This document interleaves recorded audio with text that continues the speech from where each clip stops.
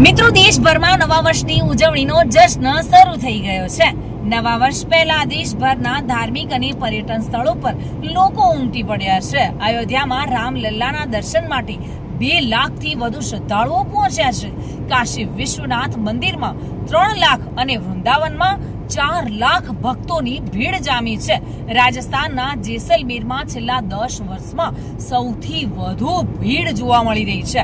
શિખરના ખાટુ શ્યામજીમાં નવા વર્ષ નિમિત્તે 72 કલાક દર્શન થશે અને ઉજ્જૈનના મહાકાલમાં લોકો આવતીકાલે વર્ષના પહેલા દિવસે 12 લાખ જેટલા શ્રદ્ધાળુઓ પહોંચવાનો અંદાજો લગાવવામાં આવી રહ્યો છે। જો કે કાશી, અયોધ્યા, વૃંદાવનમાં 10 લાખથી વધુ શ્રદ્ધાળુઓની ભીડ ઉમટી પડી છે। કાશ્મીર, હિમાચલમાં પણ પ્રવાસીઓનો જમાવડો જોવા મળી રહ્યો છે।